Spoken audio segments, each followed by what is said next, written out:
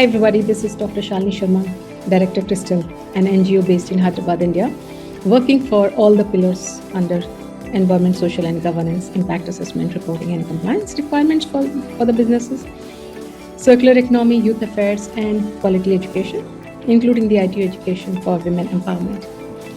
Today we are here with Ms. Maya Sherman, who is a science and technology diplomat from Embassy of Israel in India, based in Delhi.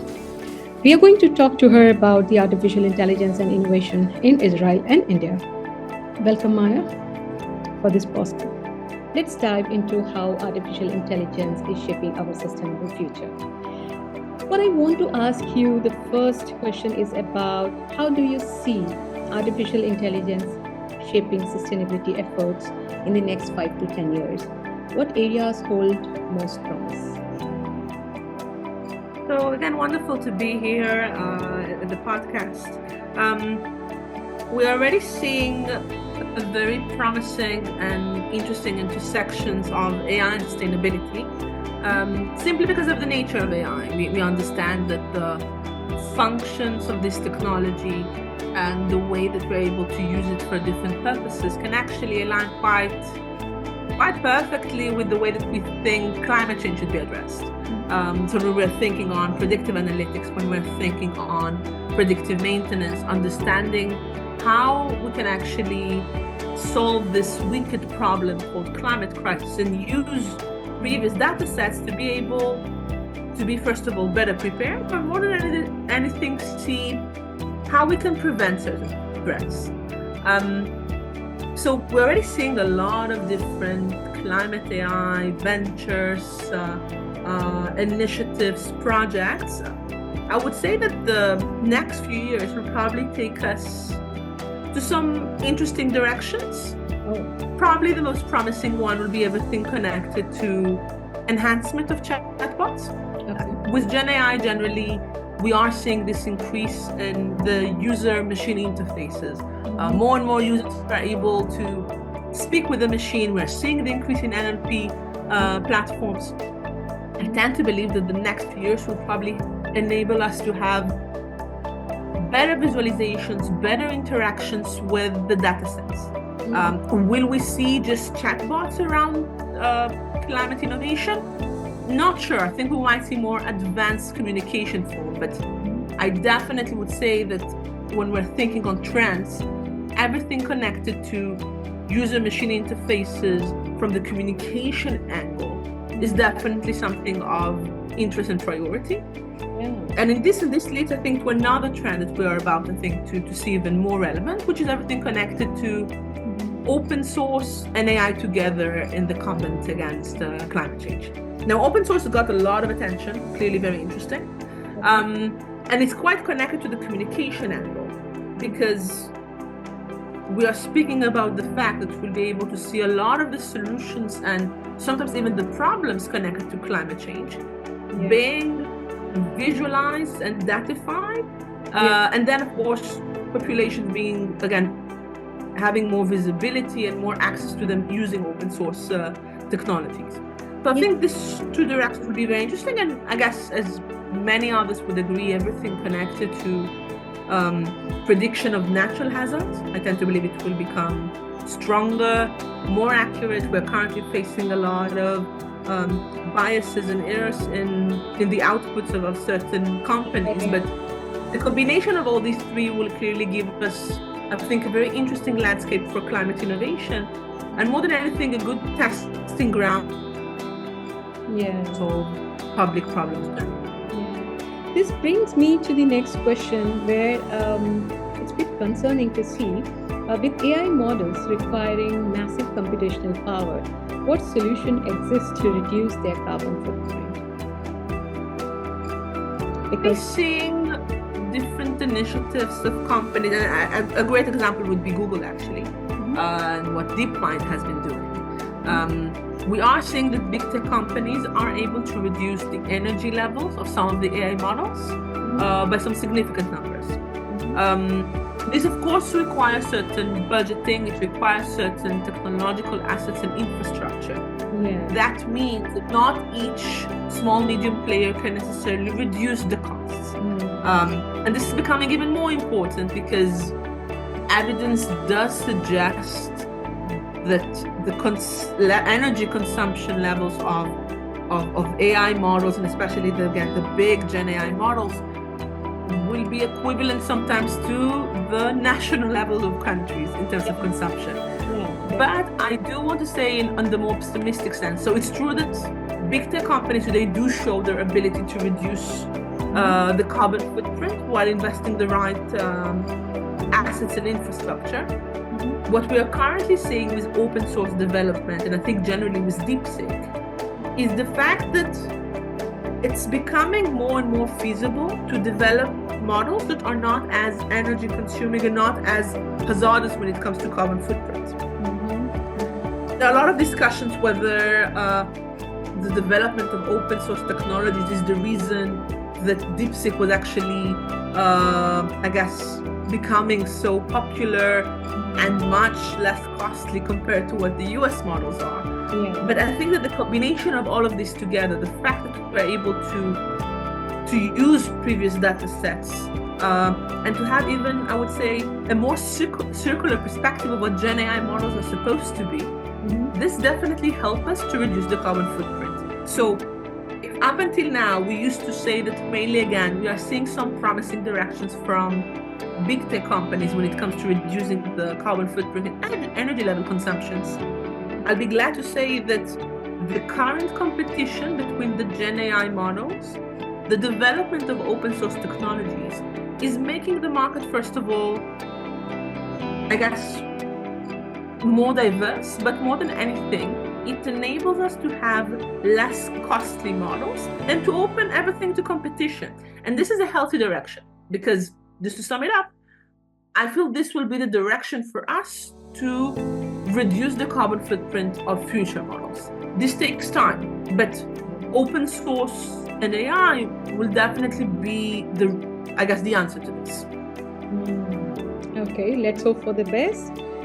This brings me to the next question about the global trends. As you were talking about US, I remember that the US and Europe are rolling out the AI regulations to ensure ethical and responsible use of artificial intelligence. How do you see as this impacting the global artificial intelligence development, especially for sustainability applications?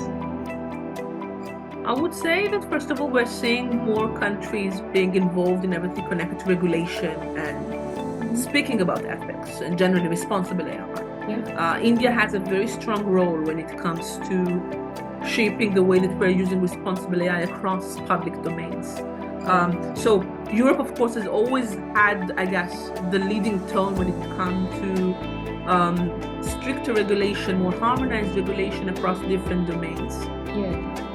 But we are seeing more and more countries coming into a place. So to just complement the question, the concept of regulation of AI and the governance of generally responsible technologies is becoming more and more multicultural and international. That's a great thing.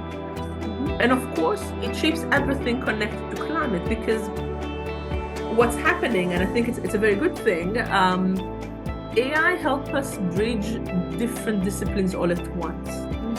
Because of a very, very strong intersectionality. When we're addressing climate, we are also addressing gender issues, we're addressing education issues in as well, but also opportunities. Technology can help us put all together because there is a very strong intersectionality between all of these domains. So the fact that we're able today to think of AI in a more responsible, ethical manner of delivery, this has, I want to say, almost a direct impact of most of the human domains that we're trying currently to solve some of the biggest issues. Climate change is one of them, because when we're thinking on using AI more responsibly, it means that, first of all, we're trying to understand how material consumption, how generally asset use can be deployed and disseminated in a way that is more scalable, but more than anything, less hazardous in terms of material consumption. So we are already starting to think on e-waste consumption. We are starting to think on how generally we can reuse certain data sets when we're thinking on open source and AI. So I think that the fact that we need to design technologies in a way that benefits society requires us to think sustainably on how we live. Now, sustainability is a big word. It's not just climate, needless to say. Right. Sustainability is about, in my perspective, it's a balanced approach to how we live in a way that we're able to use materials and assets in the way that we're living currently, but also to make sure that other generations would enjoy it. And this is not just climate. Yeah, and that's our mission, in fact. The Crystal, we have mission is enabling environmental security for next gen. So actually, that's all our work is about. But this brings me to the next big question, where this is quite contradictory situation, that artificial intelligence is quite useful, but at the same time, it is also seen as that it's having various big risks into the global stability. It's having various biases. Then it's also the source of misinformation many times. It's also seen as a source of job displacement. So what do you think that how artificial intelligence can revolutionize economy? And which sectors do you think will benefit most, and which sectors will struggle because of AI? Yeah, I think it's a big question that we're still thinking on it. Yeah. First of all, I think that when it comes to AI, and again, that's the beauty about ethics, it will always be about the balance. Whenever we have something new happening in our world, whether it's artificial intelligence, whether it would be quantum, space technologies, you name it, there are opportunities that we can harness, but there are also harms and risks for something new that is happening and is reshaping the dynamics. So as brightly questioned, we are seeing a substantial change in the future of work. We are seeing different skills being required. But in the same time, there are a lot of other opportunities coming. And there is now a very interesting report that was released by the World Economic Forum on the future of work. And it was fascinating because we were seeing so many negative estimations on so many jobs getting lost. But for the first time, this report also highlighted there are more than 150 million new jobs that will come. There are also 90 million jobs that will be gone. But that's a business evolution. And it's true, I think, also to the invention of the phone. It's true for the invention of electricity. There are those who will be able to harness this evolution and upscale themselves, and there are the ones who will not be benefited and might be harmed because of this evolution.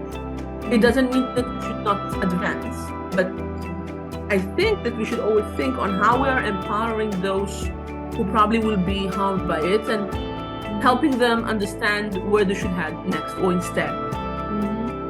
Currently, I would say that we're definitely seeing a shift into positions and areas that require more critical understanding of data analytics, of interpretation, all these areas that the machines are not necessarily as good at. Meaning, if up until now we used to have different positions in translation, in summaries, in simple analytics, the machine can replace it today. And I'm speaking here from the urban landscape. I'll soon reach the non-urban, which I think is more interesting. But from the urban landscape, we're already seeing a shift into having more sophisticated skills of analytics and interpretation, of course, of creativity, all the areas that ChatGPT and other Gen AI models cannot go into. It's an interesting evolution because it means that we are expecting to see more sophisticated skills of practitioners. It won't be just summary. It won't be just making a synthesis of different paragraphs. It's about understanding better what's in the connection between items. But and again, for me, working in media, I do have to address it. There is an entire discipline of the informal sector, which is most of the economy in India specifically. When we are thinking on farmers, local artisans, waste workers, they are the ones that are probably a bit more at risk because they do not have this initial affinity or understanding of what digital literacy is, because it was not always relevant to their jobs, but now it is. So this is kind of the balance between, I think, the urban and the rural. So quite interesting things. I feel like we still need to understand how we want the future of work to look like and what skills we want to have. And then if there are some population that are harmed, to be able to skill them and upskill them in a way that they will have the choice to see what they want to do, if not their existing profession. This brings me to a thought process that what role the policymakers should play, especially if you see AI assist policymakers, how AI can assist policymakers to create more effective environmental regulations. That is what I'm just thinking about, but your views as well. It's such an interesting question because, funny enough, I feel that policymakers today are almost forced to know what AI is and how they can use technology. I think that back before there was a very strong segregation that tech is for the startups and policymakers are doing regulation. But now it's being discussed in both ways, in my perspective. One, policymakers need to understand how they regulate AI because it's new. So they need to understand a lot more on the technology, how to moderate the usage. But then another interesting aspect is that now we're speaking about the usage of AI to create policies. Meaning, because we are seeing such a pervasive usage of AI across, again, analytics, writing, predictive policy making also. And that's interesting because I think it puts the policymaker in a very interesting position. So I feel that now we are seeing this hybrid type of what policymakers are supposed to do. In my perspective, currently policymakers need to bring to the creation of multi-stakeholder initiatives, being able to involve a bit more the industry and non-government stakeholders in the creation of policies, because when it comes to technology, we need to have the industry voice. In the same time, they also need to put the right safeguards and thresholds for us to understand what are the limits. Because it's a bit always, it's kind of like a wild testing ground at the moment, and we don't have the right rules or like rigorous rules that will actually limit people from taking it to the negative aspects of technological usage. That's my perspective. That's right. I think policymakers need to go through this because they can reverse the knowledge over there, but misinformation or wrong information needs to be taken. As a policymaker, they also need to think about the responsible use of AI, how they are going to manage it. That's a big question. But it's future tools for the next generation. What I'm thinking now a little bit different question from sustainability, but it is more related to the future of artificial